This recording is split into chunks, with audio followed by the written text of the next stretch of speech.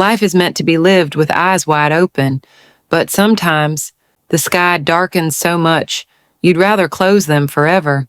The day they took my mother, they didn't just end her story, they shattered mine. But unlike her, I lived. And today, I'm ready to tell it all.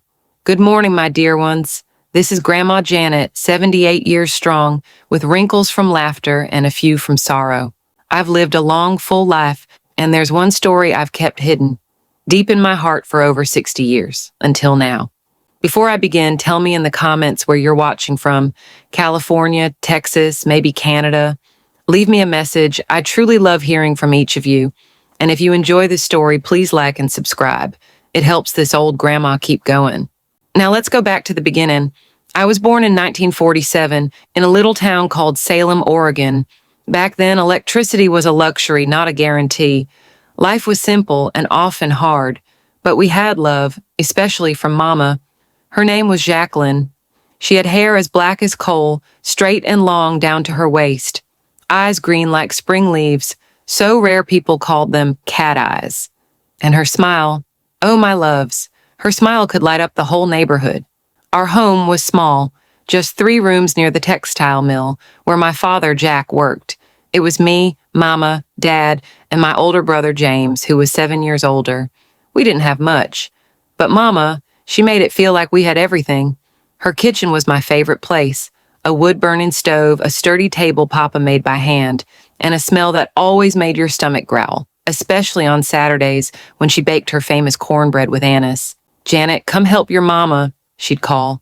And I'd run in, stumbling like always, just happy to be near her. I was clumsy. Still am, if I'm being honest. But Mama had the patience of a saint. "Not like that, honey."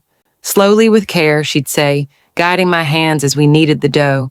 She worked as a seamstress, sewing for the rich ladies in town.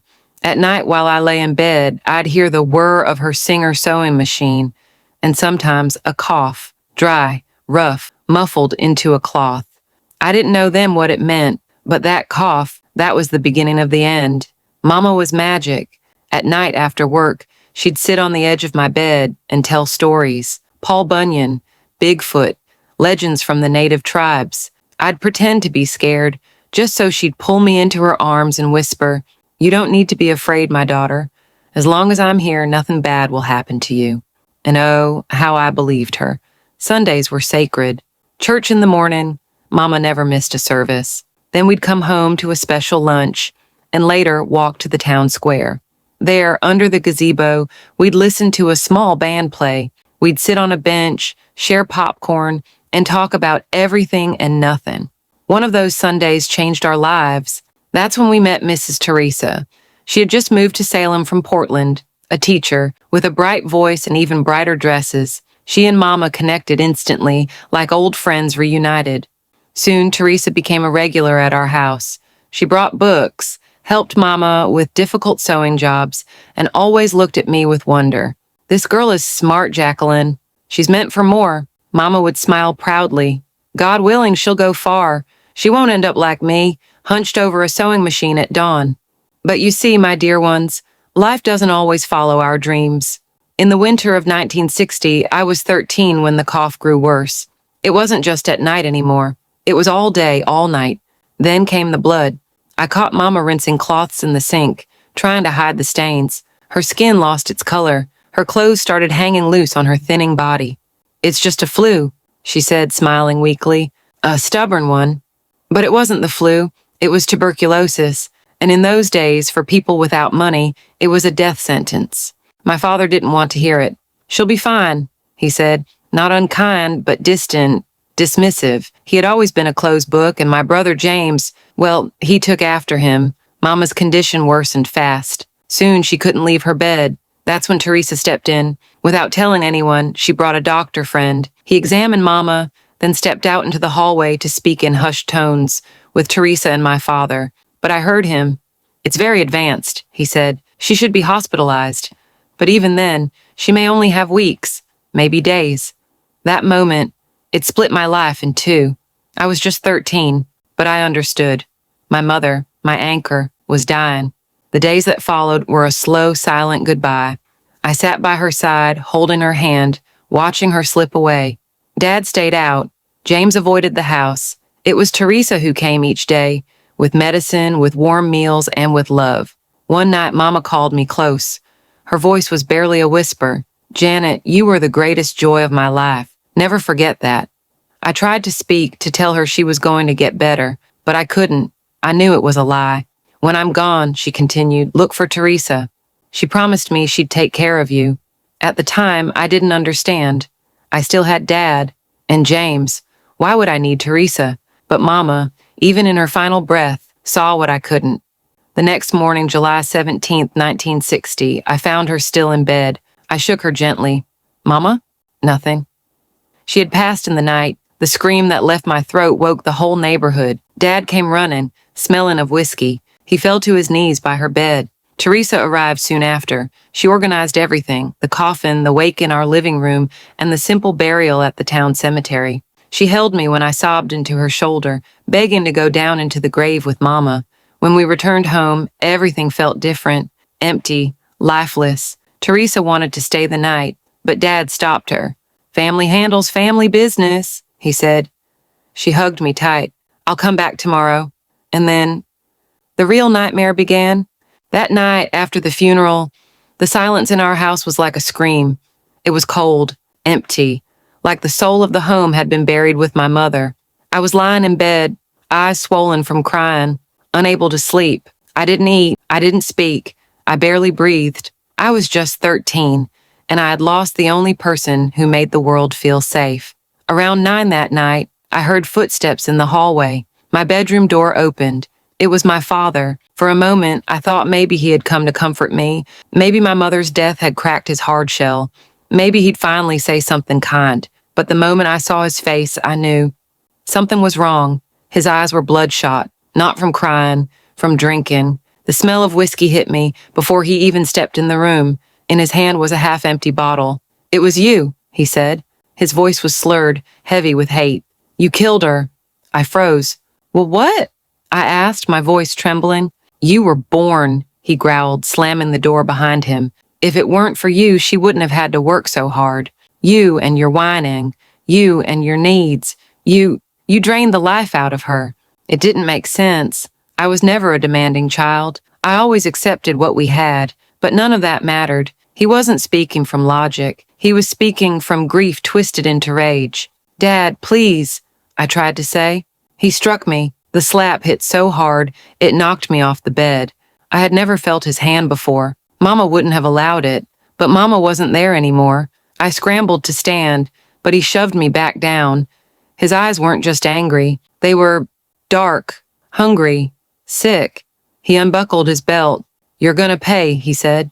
I thought I was going to be beaten. I braced myself. Bruises I could survive. Pain I could endure. But that's not what he had in mind. My dear ones, I wish I didn't have to tell you what came next, but I promised I would tell everything, even the things that make my voice shake. He forced himself on me. His hands tore at my clothes. I screamed, but he covered my mouth. I fought, but he was stronger. I closed my eyes and tried to disappear, tried to float away somewhere safe, somewhere far from that room, far from him. I thought it was over. Then the door opened again. I looked up. It was James, my older brother. Relief filled me. He had come to save me, to stop this. But when he saw us, me broken on the floor and our father standing over me, he didn't help. He didn't move. "Dad, what's going on?" he asked, his voice flat. My father looked at him, then at me. "She killed your mother, James," he said. "This little pest killed her." And then James's face changed, the confusion disappeared, the anger set in. "It's true," he said coldly. "If it weren't for you, she'd still be here, my dear ones." What happened next I remember in flashes. Like a horror film, I was trapped inside. They took turns. Father, then son. They didn't see a daughter. They didn't see a sister. They saw something to punish, something to destroy. The physical pain was unbearable, but the betrayal broke something deeper. Eventually, I passed out. Maybe it was my body's way of saving me, turning off what it couldn't endure. When I woke, I was alone. It was morning. Light was leaking through the window. There was blood on the sheets, on my torn clothes, on me. I could barely move. I dragged myself to the bathroom, washed with cold water, and dressed slowly with shaking hands. I lay back in bed. I didn't cry. I didn't scream. I just stared at the ceiling, hollow, Number I didn't eat. I barely drank water. They left each morning, returned each night, walked past me like I wasn't there, like I was something broken. I stayed like that for 2 days. Then someone knocked on the door. I froze. More knocking. Then a key in the lock. Footsteps entered. Janet? Are you there, child? It was Mrs. Teresa. My heart leapt. She didn't wait for permission.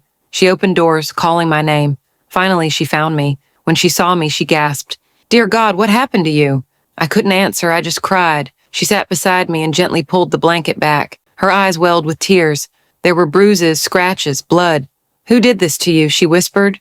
"Was it your father? Was it James?" I nodded. She covered her mouth, horrified. "Both of them?" she asked. I nodded again. She looked away, pain and fury battling behind her eyes. "Your mother feared this," she murmured.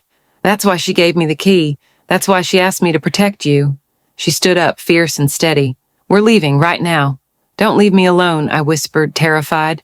"Never again," she promised. And just like that, she saved me. Again. When Teresa stepped into that room that day, she didn't just see the bruises and the blood. She saw a little girl trapped in a nightmare, a girl desperate to breathe free again. "Pack only what you can carry, Janet," she said softly, wrapping a warm shawl around my trembling shoulders. "We don't have much time." I nodded, too scared to speak. With trembling hands, I folded what few clothes I had left, hiding away the pieces of a childhood shattered. Teresa moved quietly, but quickly, like a guardian angel who knew exactly what to do.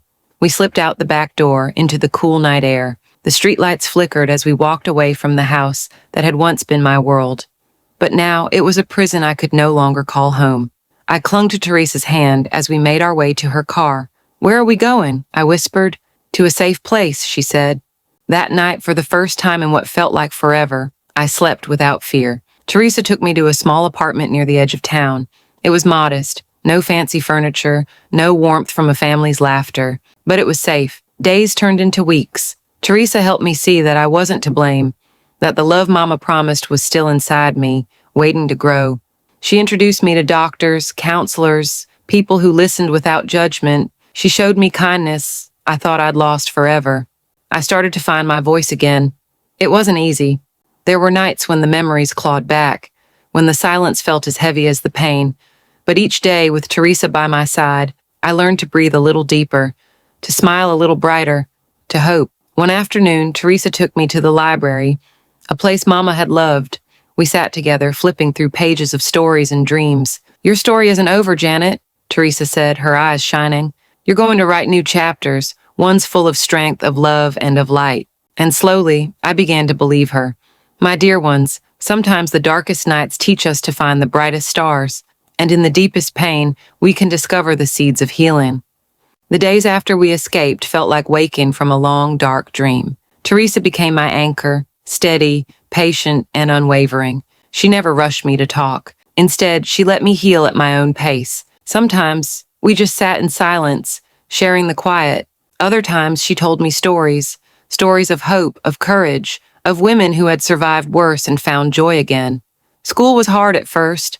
I was scared of the other kids, afraid they'd see the brokenness inside me. But Teresa reminded me that I was more than what had happened, that I was a whole person, deserving of kindness and respect. She helped me find a new teacher, someone who understood my pain and was willing to help me catch up. Slowly, I started to dream again. I dreamed of becoming a writer, of sharing my stories to help others, of finding a life filled with love and laughter, like the one Mama had wanted for me. Teresa and I grew close, not just as guardian and child, but as chosen family. She taught me that family isn't always about blood. Sometimes it's about the people who refuse to let you fall. Years passed. I finished school. I found work. I made friends. But I never forgot where I came from. And I never forgot Mama's voice whispering in my heart, "Look for Teresa. She promised to take care of you." Those words carried me through the darkest storms. My dear ones, if you're carrying pain today, know this: you are not alone. There is help, there is hope, and there is a path to healing. As the years passed, the scars inside me slowly softened. They never fully disappeared. Some wounds run deep, but I learned to carry them with grace. I forgave myself for surviving, for wanting a life beyond the pain. Forgiveness for my father and brother, That came much later, and it wasn't easy. I understood their brokenness, their own fears and failures. But that didn't excuse what they did. I chose to release the hate, not for them, but for me, to free my heart from the prison of bitterness. Teresa stayed by my side through it all. She was my teacher, my protector, my family. When I look back now, I see how much strength it took to keep going, to believe in a future that seemed impossible.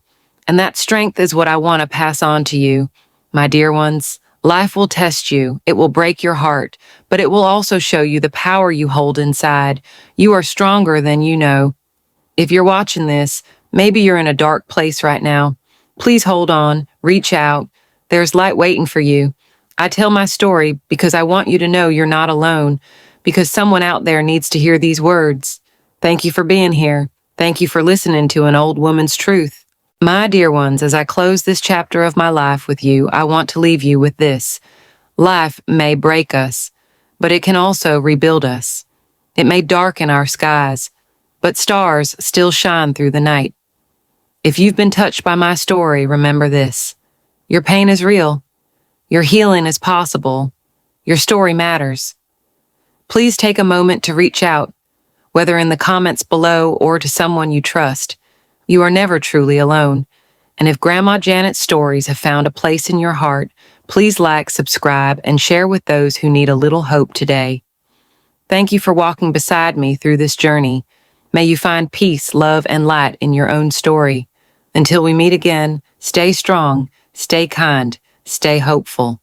With all my love, Grandma Janet.